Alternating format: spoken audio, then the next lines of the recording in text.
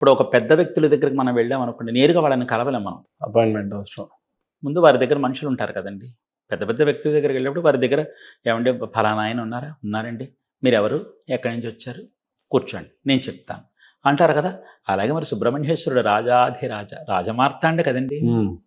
మరి ఆయన దగ్గరికి వెళ్ళాలంటే ఆయనకు కూడా ఒక సేవకుడున్నాడు. ఆయనే ఇడుంబాసురుడు. హుహు. హ్మ్. సుబ్రహ్మణ్యుడు ఎక్కడుంటాడో ఆ ఇడుంబాసురుడు అక్కడుంటాడనమాట. అక్కడుండి నుంచుంటాడు.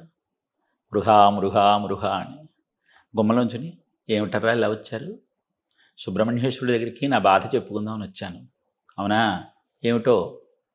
ఇదిగో ఇదని చెప్తాడనమాట. సరే నేను వేస్తాను. మీరు కూర్చోండి. కంగారటకండి కూర్చోండి అంటాడు ఇడుంబాసురుడు. కాసేపు ఆగిపోయిన తర్వాత వెళ్ళి ఏవండోయ్ మీకోసం ఫలానా వాళ్ళు వచ్చారు. వాళ్ళకి బాధ ఉందిట. మీరున్నారని చెప్పానులెండి. చెప్పావా? చెప్పానండి అని చెప్తాడు. సుబ్రహ్మణ్యేశ్వరుడు అది చూసి ఓహో! ఇడుంబాసురుడికి చెప్పారుగా నేను చూసుకుంటానులే అని చెప్పి సుబ్రహ్మణ్యేశ్వరుడు తెరుపున పెడతాడనమాట. ఆ కావడితో స్వామి అర్పణ చేస్తాడు. అది కదా సుబ్రహ్మణ్య వైభవంలో కావడి విశేషం. అబ్బా!